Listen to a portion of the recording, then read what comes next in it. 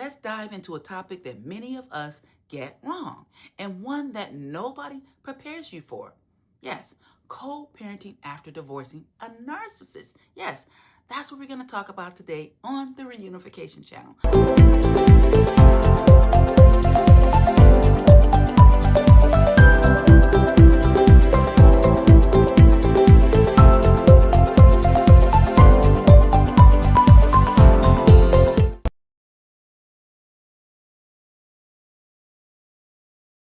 So welcome, my name is Crystal Booth, and most advice that you hear about this topic simply sounds like communicate better. That's what they tell you to do. Stay calm. Just focus on the kids. It all sounds good in theory, you guys, but it completely misses what's actually happening inside your mind and body. Yes. So here's what's really going on. You're not simply co-parenting, you guys. No. You're managing a relationship that keeps your nervous system on high alert. Yes, that means in survival mode. Even long after divorce papers are signed, your brain is stuck in patterns that were built for survival, not for peace. No. So let me walk you through what I mean by this, okay? So when you've lived with a narcissist or someone emotionally abusive, your amygdala, yes, your amygdala, that's in the back part of your brain, okay, the fear center. That's the part of your brain that's hardwired to detect the threat, okay? Get stuck in overdrive. That's what happens. Why does this happen when you're coming out of these relationships? Because you've learned something over many years that situations could turn hostile at any moment. That walking on eggshells, that walking on eggshells feeling is constantly what you're getting into here, what you're feeling. It's your brain trying to keep you safe, always anticipating the next outburst in this relationship or the next manipulation. So now, even a simple text from your ex can feel like a warning sign. Okay, your body reacts before you even realize it. Maybe your heart races in these particular cases, or your stomach just simply drops, or your chest starts to tighten. Those are the signs you might look for. Your stress response completely takes over in these situations. You might snap back with, defensive message, or which is fight mode, or maybe you delay responding for days. That happens. Or you avoid them altogether, which is flight mode.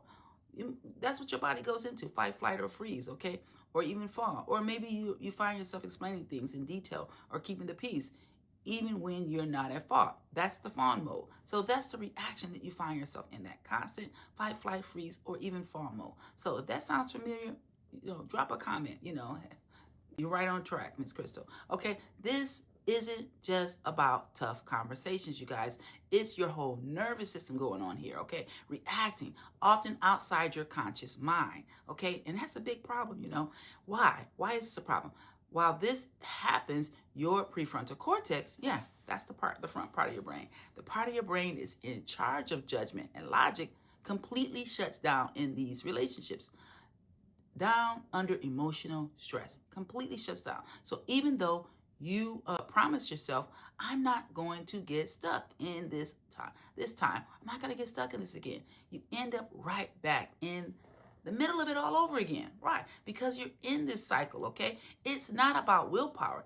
That you don't have a willpower problem or a discipline problem. A lot of people shame themselves like this, but it's not about that part of the brain. It's about the way that you've been conditioned for years for this unpredictability in this relationship. It goes even deeper with something called trauma bonding too. Here's an example. When you deal with repeated cycles of stress and then sudden moments of calm or affection, your brain forms powerful attachments to that. Yes, you start, seeking validation or reassurance from the very person causing you the chaos.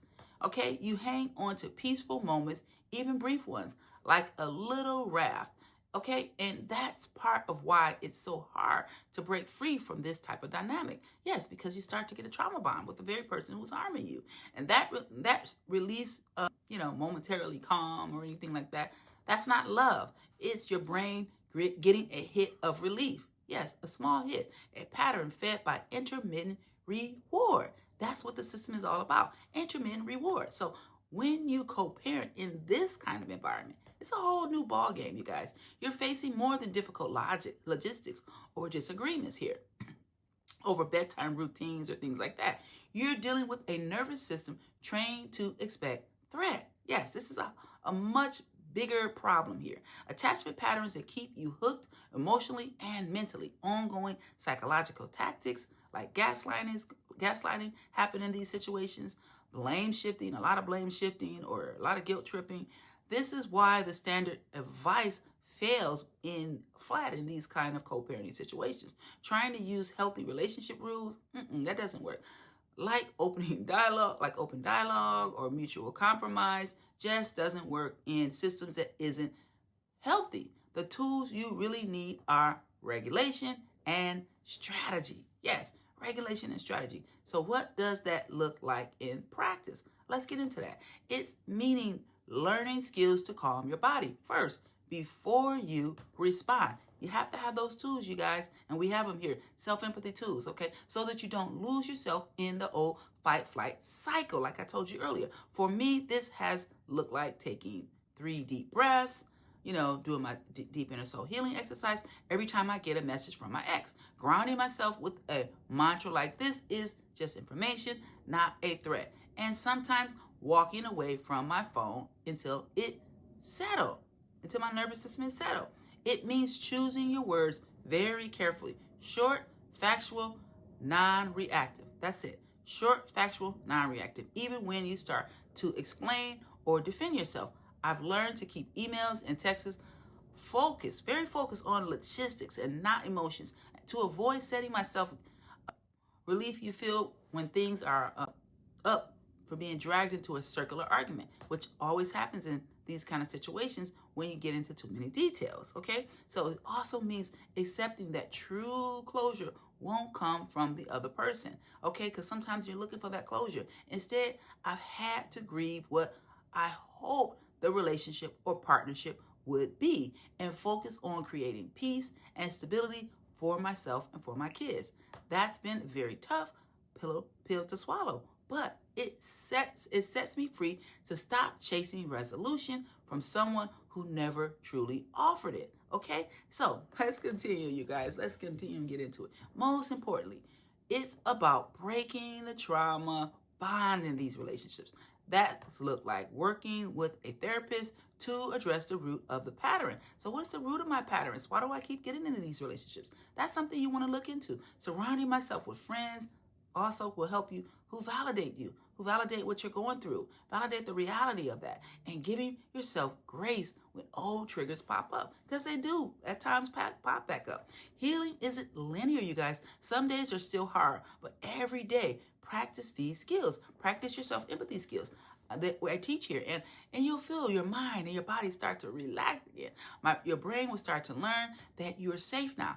My reactions aren't as intense. I pause before responding to, and I make decisions that truly serve me and the kids. Right. So if you find yourself feeling like a failure in these co-parenting relationships, okay, if you find yourself like, how do I get out of this? How do I fix this? Remember, you've been trying to run a marathon with your shoelaces tied, okay? Let that sink in. With your shoelaces tied together. It's not about failing, you guys. It's about using the right tools for a different kind of race. Yes, you're thinking you're in one race. You're in a completely different race. You're ready to understand, all right, how your nervous system breaks free from these old patterns and show up differently in co-parenting dynamics. I'm here to help you, okay? So let's talk about that, all right? Go ahead, drop a comment or send me a message or sign up, okay? And we're gonna get into it. I'm gonna help you with this, okay? So if you have children or you're in these kind of co-parenting situations, all right, that's what we do here at Wings of the Future, okay? So if you want to go deeper, we can also, help you to go deeper with this in the faith and the scriptures and with the neuroscience and everything all combined in your treatment. Whatever you need, whatever you feel like is right for you, okay? So thank you guys for joining me on Trauma Talks, and I'll see you guys in the next video, okay? Bye-bye.